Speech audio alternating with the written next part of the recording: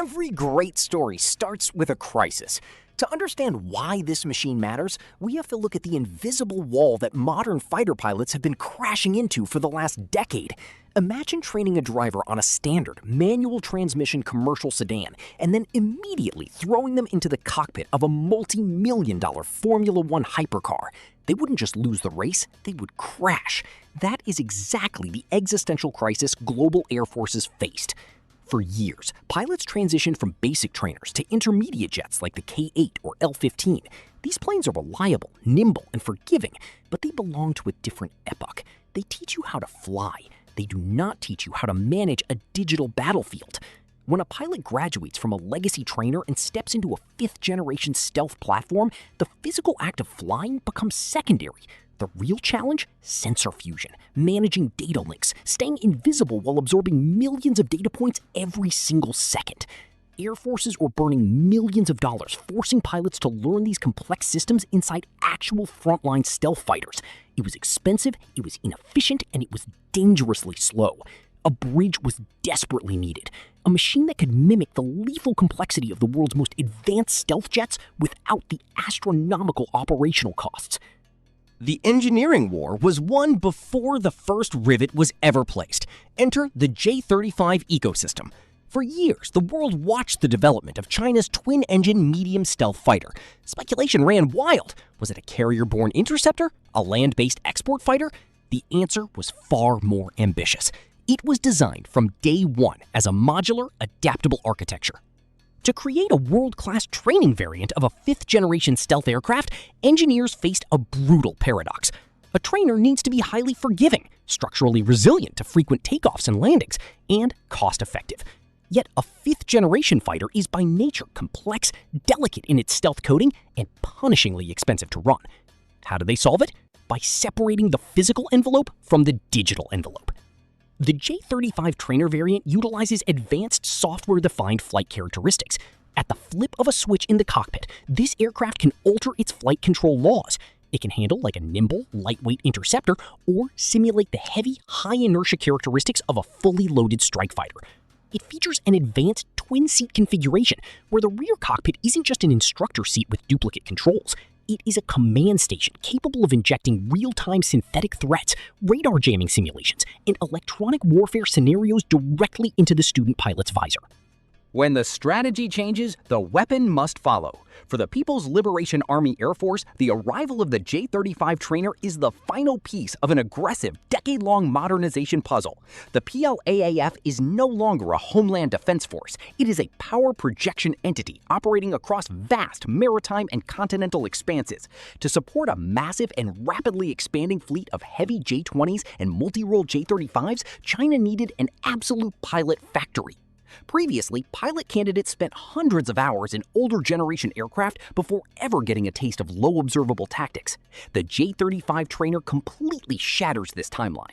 Now, young aviators are introduced to stealth operational doctrine almost immediately after primary flight screening. They learn the art of passive tracking. They master the ability to hunt down adversaries without ever turning on their own radar, relying entirely on infrared search and track systems and data sharing. This creates a terrifying psychological shift. By the time a Chinese pilot steps into an operational single-seat J-35 or J-20 combat squadron, they aren't just comfortable, they are native to the environment. The cockpit is an extension of their own mind. The underdog Air Force of the late 20th century has built a pipeline that produces elite stealth aviators faster than any adversary can match. True legends are forged when the stakes are at their absolute highest. To truly understand the gravity of the J-35 trainer, we have to look toward Islamabad. The Pakistan Air Force has built one of the most respected combat reputations in the world on a single, unyielding pillar: superior pilot quality. Operating historically with constrained budgets against a much larger neighbor, the PAF could never afford to play a game of numbers. They had to outthink, outtrain, and outfly everyone else. When the PAF inducted the J-10C, they proved they could seamlessly integrate cutting-edge delta-wing platforms into their operational doctrine. But as the region rapidly shifts toward fifth-generation capabilities, the PAF knew that legacy training methods would no longer suffice.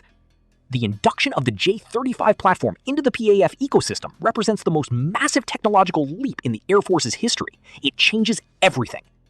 By utilizing the J-35 trainer, the PAF can now transform pilots who grew up flying the JF-17 straight into the stealth arena.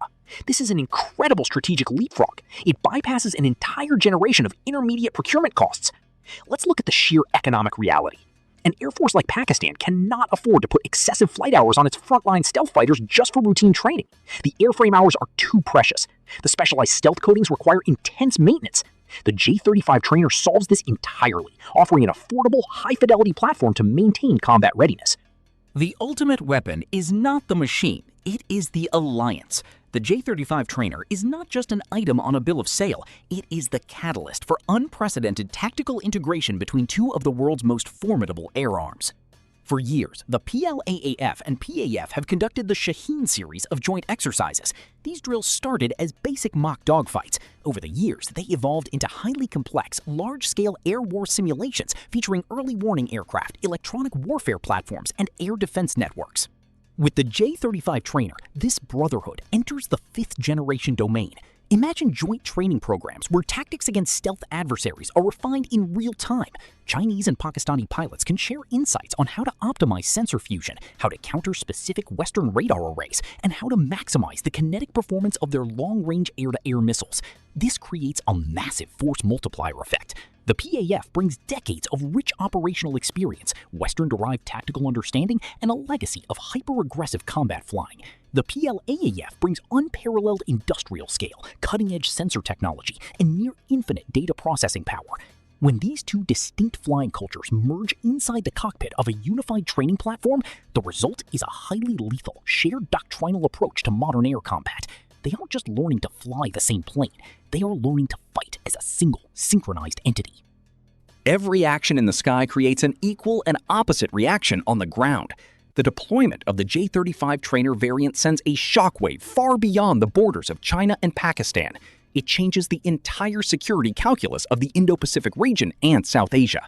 For competitors who relied on the assumption that fifth-generation operations would remain too expensive and too complex for their rivals to maintain long-term, this aircraft is a wake-up call. It signals that the transition to low-observable, network-centric warfare is no longer an elite club with a closed door. The J-35 trainer democratizes high-end aerial warfare capabilities for allied nations. It provides a turnkey solution that allows an air force to modernize its human capital at a fraction of the traditional cost. As these jets roll off the assembly lines and fill the skies of training academies, the gap between traditional air forces and stealth-capable air forces will close rapidly. The skies are getting crowded, and the advantage belongs to those who can train the fastest, the smartest, and the most efficiently. Let's strip away the paint and look at the raw numbers. What actually makes this aircraft a fifth-generation trainer? It comes down to three core technological pillars: the cockpit, the architecture, and the power plants.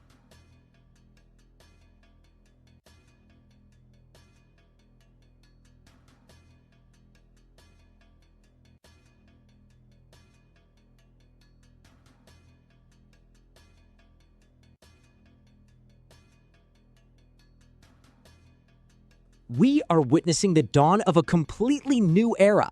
The J-35 trainer is more than just a beautiful piece of aviation engineering. It is an absolute game changer. It represents the triumph of forward-thinking strategy over legacy constraints. It proves that the future of air supremacy isn't just about who has the stealthiest combat jet, but who has the most prepared, highly trained, and technologically native pilots ready to fly them.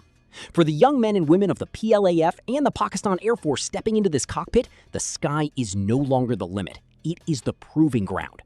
With both the PLAF and the PAF rapidly integrating this platform, who do you think will extract the maximum tactical advantage from the J-35 ecosystem first, and how will their regional rivals respond to this massive leap in pilot training efficiency? Drop your thoughts in the comments below. I want to see a real debate on this one. If you love deep, uncompromised military analysis and epic aviation stories, make sure to hit that subscribe button right now and join the community at @TheRedLineReports128 for more elite coverage. Until next time, keep your eyes on the red line.